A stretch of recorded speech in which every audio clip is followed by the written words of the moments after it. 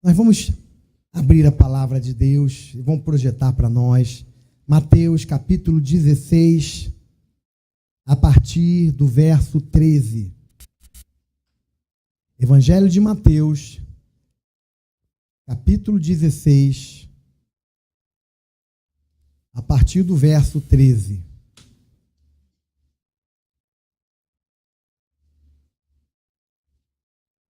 Pode acompanhar aqui na projeção. Chegando Jesus às partes de Cesareia de Filipe, interrogou os seus discípulos, dizendo: Quem dizem os homens ser o Filho do Homem? E eles disseram: uns João Batista, outros Elias e outros Jeremias, ou um dos profetas. Disse-lhe ele: Vós quem dizeis que eu sou? E Simão Pedro respondendo disse: Tu és o Cristo, o Filho do Deus vivo. E Jesus respondendo disse-lhe: Bem-aventurado és tu, Simão Barjonas, porque não foi a carne e o sangue quem te revelou, mas meu Pai que está nos céus. Fecha os teus olhos, vamos orar. Aleluia.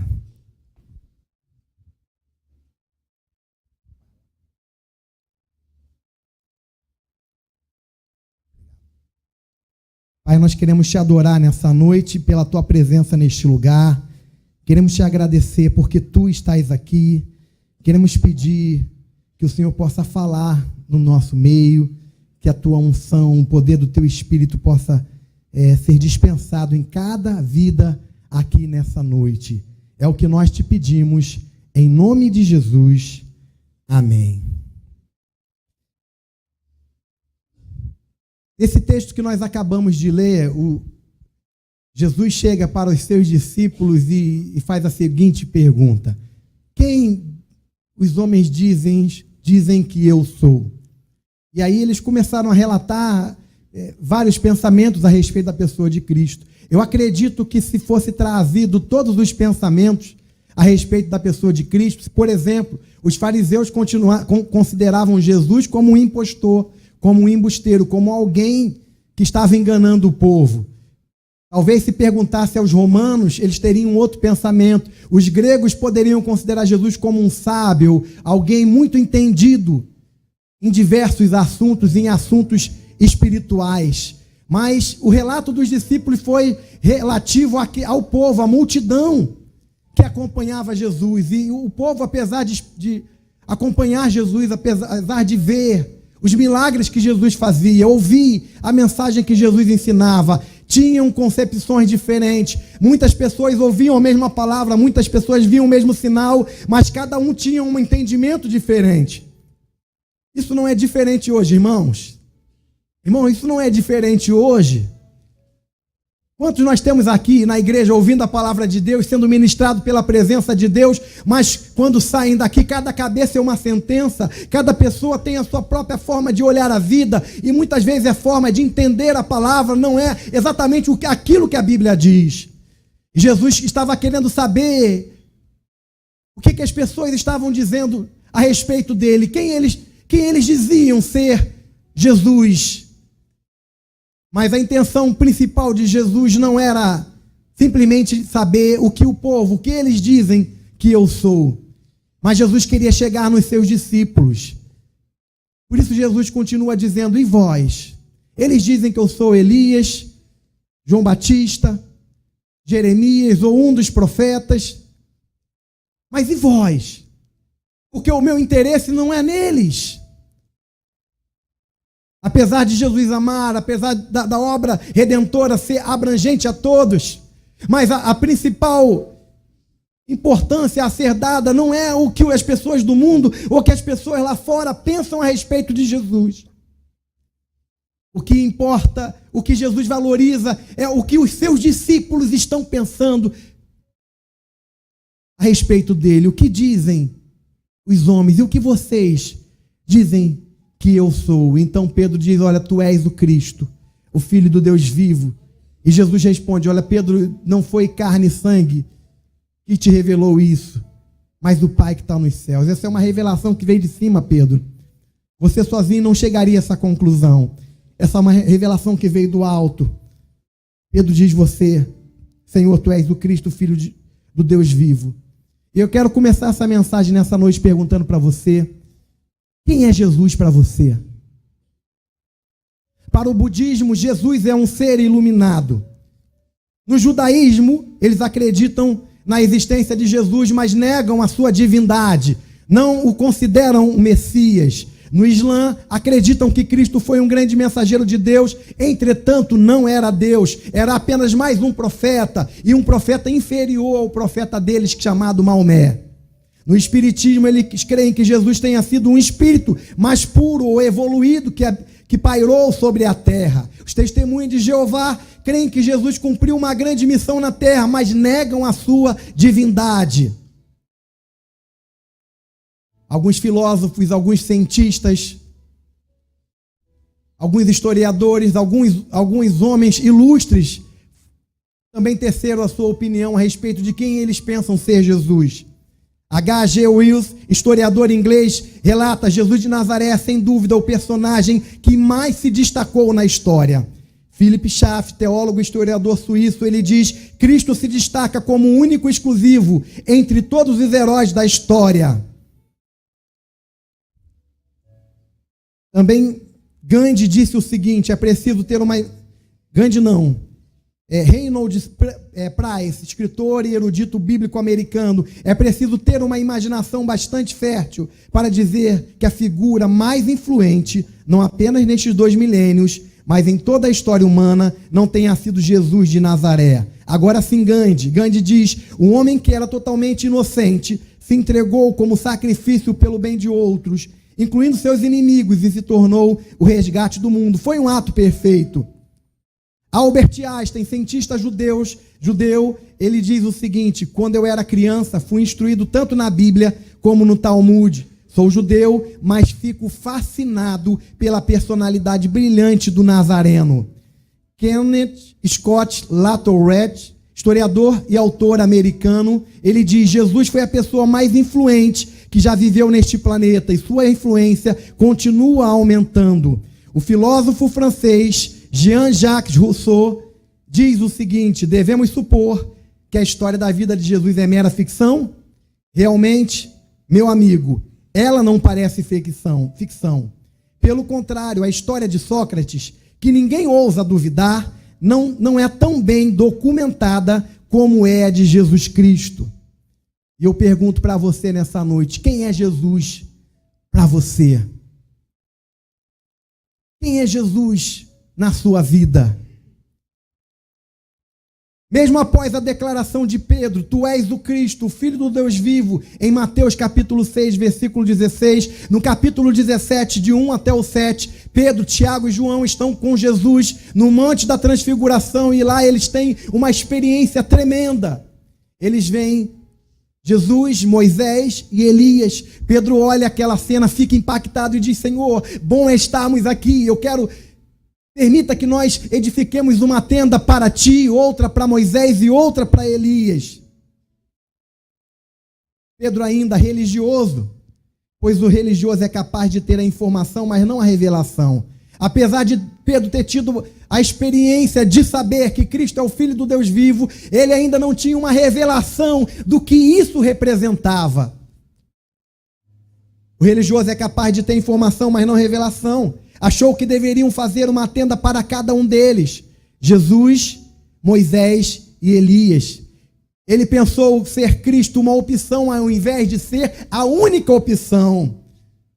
Ele não entendeu que a lei e os profetas existiram por causa de Cristo, e que Cristo era a máxima expressão de Deus Pai.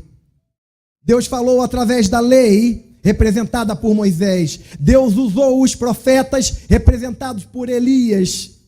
Mas o seu falar, por meio de Cristo, foi a expressão máxima de Deus. Cristo é o verbo de Deus, Cristo é a palavra de Deus, Cristo é o verbo que se fez carne para habitar entre nós. O falar divino chegou à sua plenitude através da pessoa de Cristo.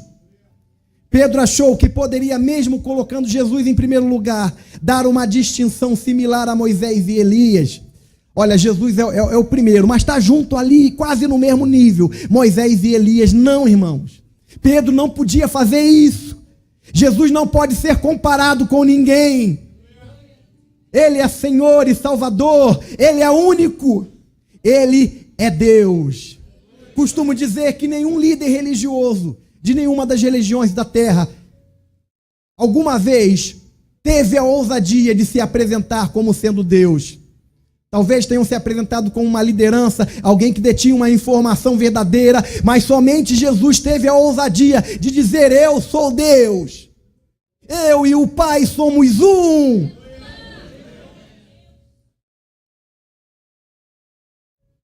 Deus Pai deu testemunho e naquele momento interrompeu a fala de Pedro e disse: olha, esse, não esse nem esse outro, não Moisés e não Elias, mas esse, se referindo a Jesus Cristo, esse é meu filho amado, ouça o que ele tem a dizer.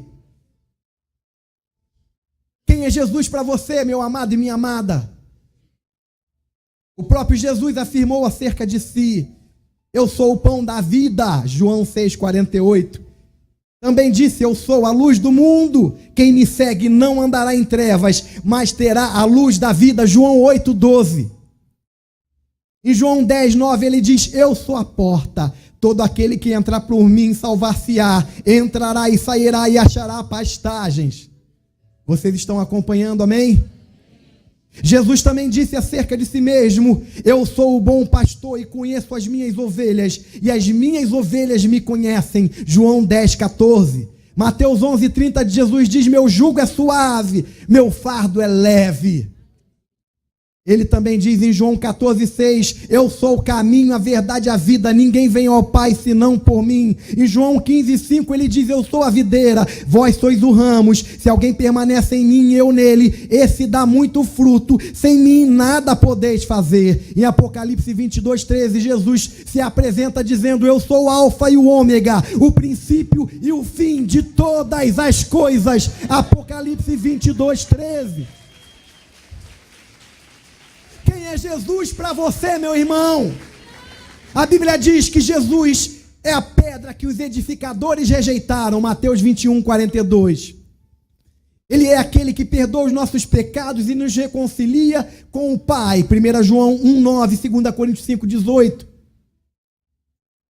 Perdoa os nossos pecados, nos reconcilia com o Pai, que coisa tremenda. A Bíblia diz que é aquele que vem verdadeiramente aquele a quem verdadeiramente devemos temer, pois ele tem poder não só para tirar a nossa vida, mas para também lançá-la no inferno. Mateus capítulo 10, versículo 28. Não tema aquele que pode matar o corpo. Não tema o que os teus amigos da faculdade ou do colégio vão pensar sobre você, se você se posicionar biblicamente a respeito de um tema. Não tema o que o ladrão da rua pode fazer com você. Você precisa temer a Deus, que pode tirar a tua vida e lançá-la no inferno.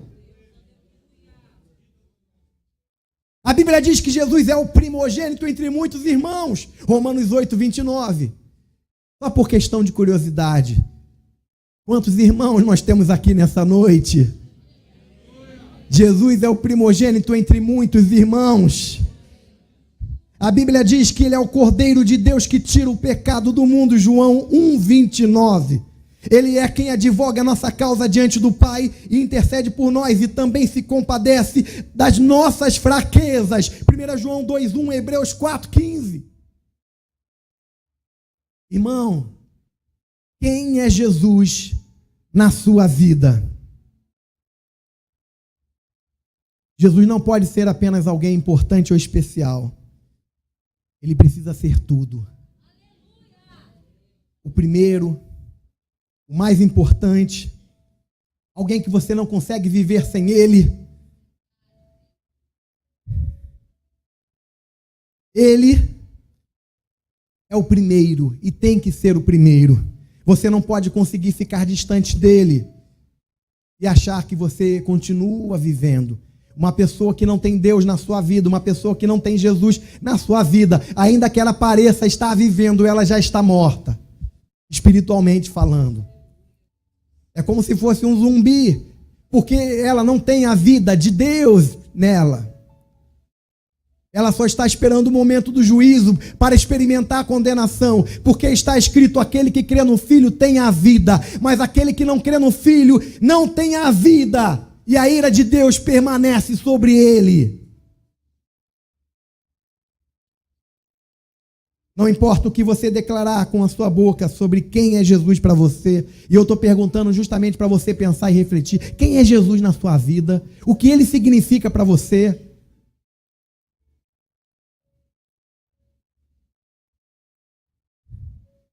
Pois a forma como você vive será a resposta mais relevante a essa pergunta. Eu vou repetir. Não importa o que você declare quando eu perguntar quem é Jesus para você, porque a resposta mais relevante a respeito dessa pergunta é a forma como você vive. Jesus hoje está perguntando para mim e para você, e a pergunta que não quer calar é: e vós, quem dizeis que eu sou? Ele espera ouvir muito mais do que declarações de frases evangelicamente corretas. Jesus é tudo para mim, Jesus é maravilhoso, Jesus é meu Salvador. Ele espera que a nossa vida reproduza aquilo que de fato sentimos, pensamos e cremos a respeito dele. Jesus, quando chama os discípulos e diz: olha, o que estão dizendo a respeito de mim, Jesus sabia exatamente o que as pessoas andavam dizendo sobre ele. Os fariseus até disseram: olha, ele tem demônio, ele é um comilão, ele é um beberrão, ele é amigo de publicanos e pecadores. Jesus também sabia o que alguns olhavam para ele e viam: ele é um grande profeta, um profeta tremendo, um profeta de sinais. O ministério profético dele só pode ser no mesmo nível do ministério profético de Elias, que fez grandes sinais. Ele é Elias, ele é João Batista, ele é Jeremias. Ele vive na dispensação de um ministério profético semelhante a um dos grandes profetas do Velho Testamento. Mas Jesus esperava uma resposta mais particular, uma resposta mais pessoal. É por isso que eu não estou perguntando no plural nessa noite. Eu não estou perguntando quem vocês dizem que é Jesus para vocês. Eu estou perguntando no singular, de uma forma pessoal: quem é Jesus para você?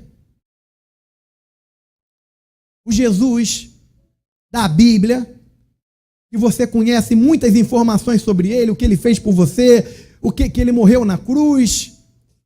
Ou é um Jesus pessoal que você tem tido uma experiência de relacionamento com ele, você tem vivido a salvação que ele conquistou para você na cruz, você tem vivido uma nova vida em Cristo, a vida de uma nova criatura, e você não tem vergonha de ser diferente, porque Cristo vive em você? Não tenha vergonha de Cristo. Jovem, quando chegarem para você na escola e falarem: o que você acha do casamento entre duas pessoas do mesmo sexo? Não tenha vergonha de Cristo. Não tenha vergonha da palavra de Deus. Jovem, quando chegarem para você na faculdade e perguntarem: o que você acha daquele político tal, que fez isso e aquele outro e defende essa e essa ideia, e você sabe que a maioria ali é favorável àquele indivíduo, ladrão, corrupto, que defende aborto, drogas, tudo que não presta. Não tenha vergonha de se posicionar como uma nova criatura. Está escrito: qualquer que me confessar diante dos homens, eu também o confessarei diante do Pai que está nos céus. E qualquer que me negar diante dos homens, eu também o negarei diante do Pai que está nos céus.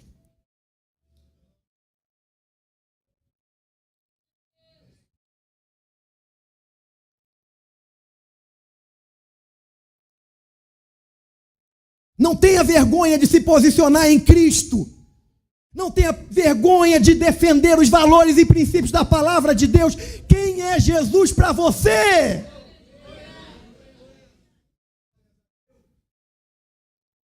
Jesus é um sábio, foi um intelectual da sua época. Jesus foi um mestre cabalista, como muitos defenderam naquela época da religião judaica e islâmica. Quem é Jesus para você? Jesus significa para você o suficiente para você decidir viver uma vida por Ele?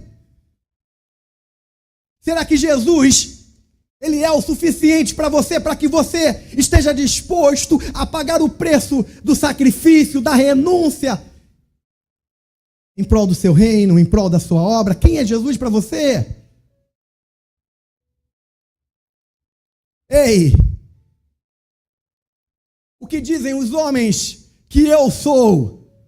E vós? O que dizeis que eu sou?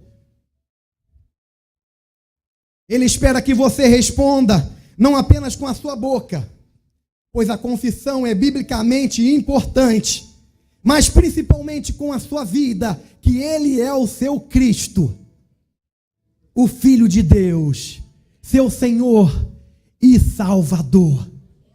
Você pode dar glórias a Deus? Eu quero que você pense sobre isso. Quem é Jesus para você?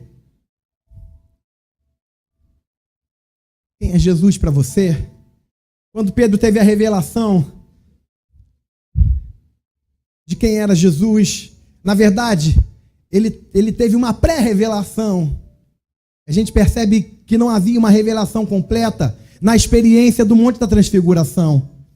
Pedro teve uma pré-revelação e Jesus diz: olha, Pedro, parabéns, Pedro, que coisa linda que você declarou.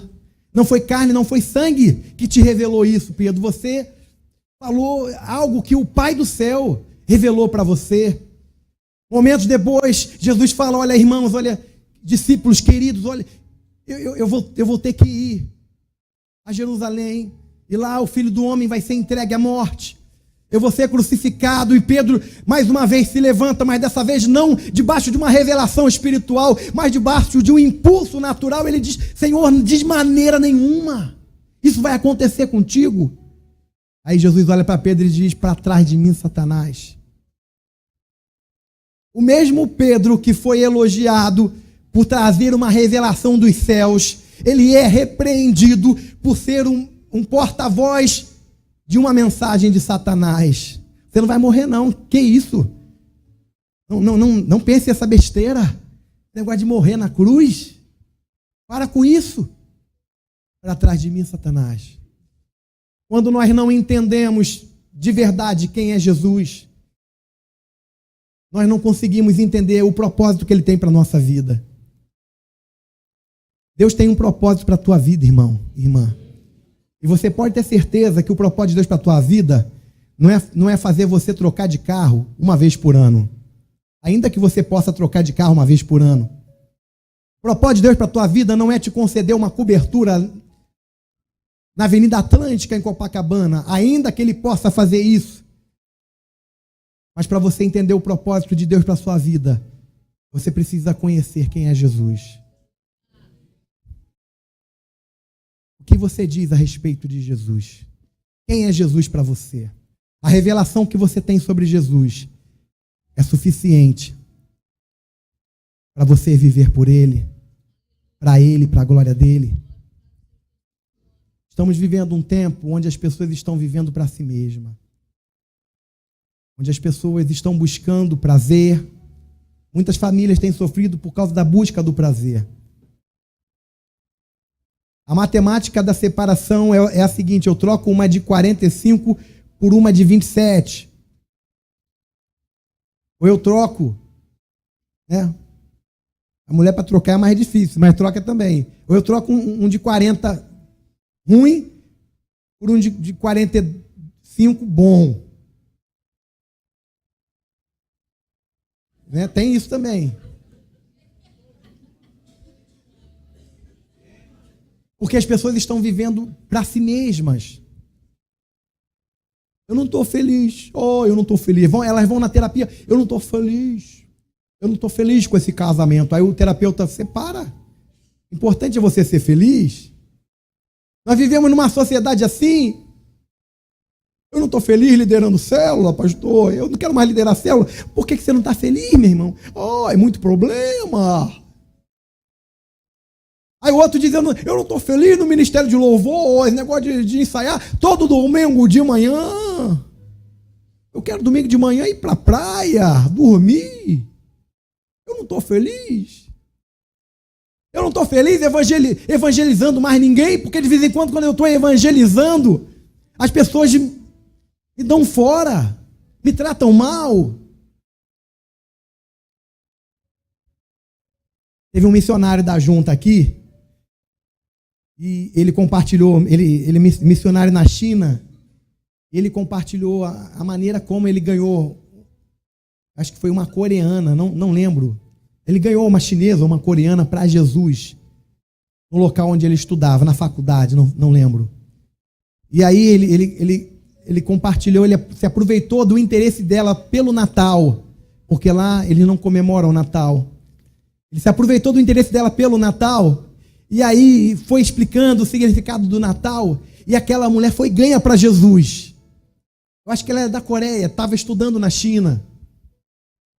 E ela foi ganha para Jesus, com muito cuidado, com muita cautela, porque se falar de Jesus lá para uma pessoa, e a pessoa denunciar que foi evangelizada por ele, está preso.